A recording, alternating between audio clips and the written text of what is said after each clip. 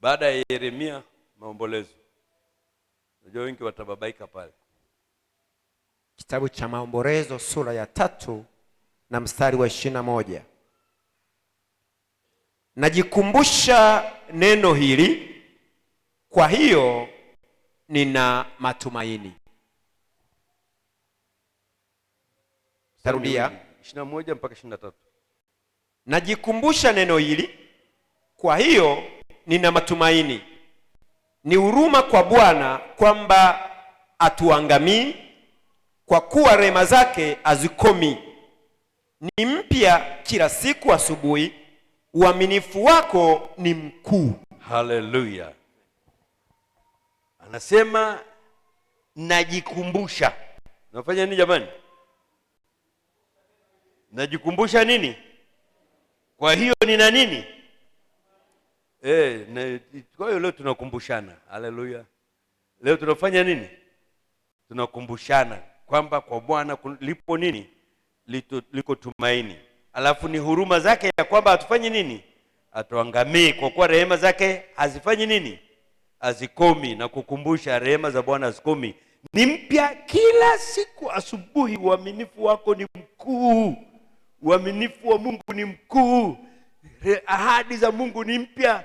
Tumaini letu kwa Bwana ni jipya kila siku. Neema yake, rehema zake, uwezo wake ni mpya kila siku. Sema amina. Sema amina. Ni mpya kila siku. Tumkimbilie huyu Bwana. Tuweke tumaini kwake, tumkimbilie yeye. Tumalizia na Zaburi 147. Zaburi 147. Alafu ukae tayari kupokea. Ukae tayari kusema maneno mazuri kwa Bwana. Kumwambia Bwana ili akufadhili, akusaidie, akubariki. Maana fadhili zake ni za milele. Haleluya. Haleluya. 147 mstari wa 6. Mstari wa 6 nasema, Bwana wategemeza wenye upole, uangusha chini wenye jeuri. Rudia tena. Bwana wategemeza wenye upole, uangusha chini wenye jeuri. Bwana anawategemeza watu gani jamani? Upole hatuna maana ya ule wa kutembea, ule wa kusalimia. Upole yaani ni mtu ambaye ni mnyenyekevu mbele za Bwana. Kwa lugha ya wenyewe ya asili ni mtu mnyenyekevu mbele za nani? Za Bwana. Gundua ya kwamba hana uwezo, hana chochote anachoweza kufanya yeye. Anamwendea Bwana akitegemea kila kitu, akitumaini kila kitu kupokea kutoka kwa Bwana. Sema amina. Amina. Lakini watu wajeuri wanakuwa na kiburi. Watu wajeuri wanadhania wanatumia nguvu zao, wanatumia akili zao wenyewe. Mstari wa 10 na wa 11. 10:11. Hapendezwi na nguvu za farasi, wala airidhii miguu ya mtu. Bwana uwaridhia wao wamchao na kuzitarajia fadhili zake. Jina la Bwana Yesu libarikiwe. Hapendezi na nguvu za nani? Wala haridhii miguu ya mtu. Bwana huwaridhia wao wamchao na kuzitarajia fadhili zake. Yaani kwa lugha nzuri kwamba Mungu haangalii uwezo wa kitu chochote. Haangalii. Kwa miaka ile farasi ilikuwa ni kitu cha thamani chenye nguvu. Kwa hiyo leo tungesema Mungu haangalii kifaru. Mungu haangalii, kwa sababu lile farasi ilikuwa ndio chombo cha vita siku zile. Ilikuwa na uwezo. Mtu akiwa na farasi, jeshi likiwa na farasi wengi wenye nguvu waliofundishwa, wakienda vitani maadui wanajua wanyonge wanajua tumeisha.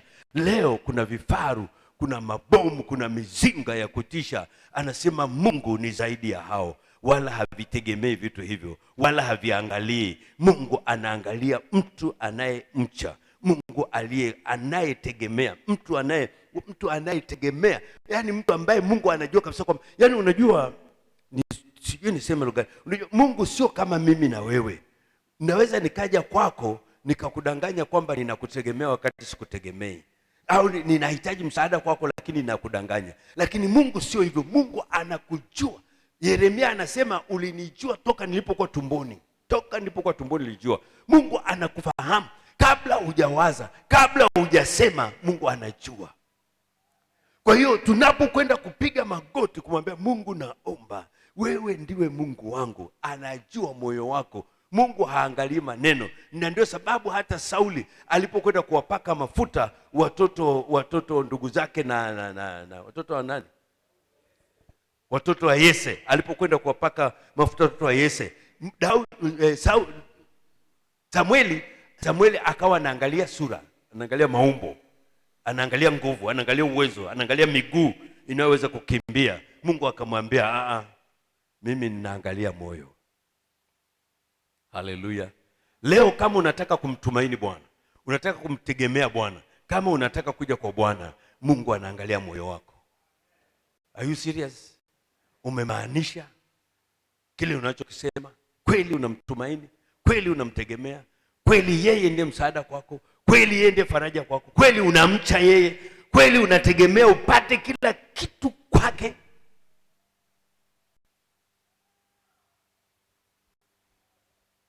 Unajua Sulemani alipewa utajiri baada ya kushinda mtihani wa kiroho. Haleluya. Yaani baada ya kushinda jibu la kiroho, mtihani wa kiroho, ndipo akapewa utajiri. Aliambiwa omba chochote. Omba lolote. Yeye akafanya nini?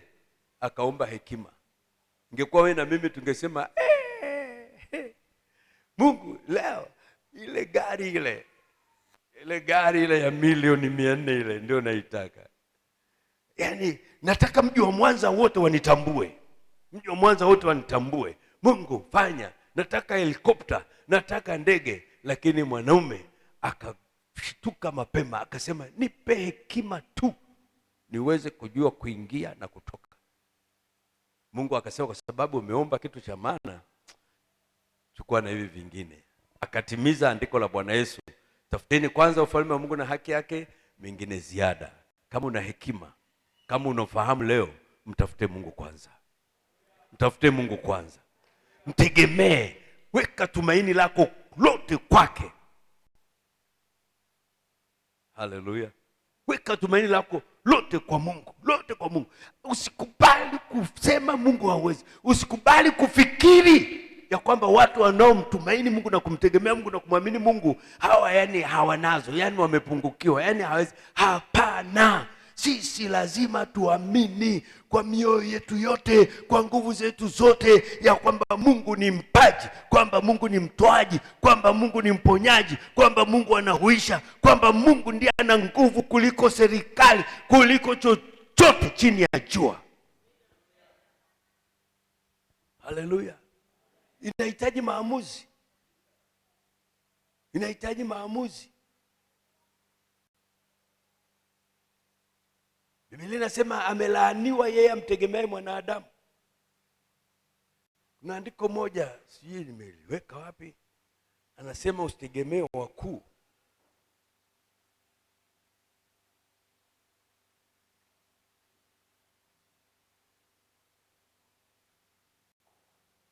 Ngoja nione, naweza nikaipata sijui. Zaburi ya ngapi Kevin? Zaburi? Mbona mnatamka kama mna makande mdomoni? 146 mstari wa 3. Hebu soma.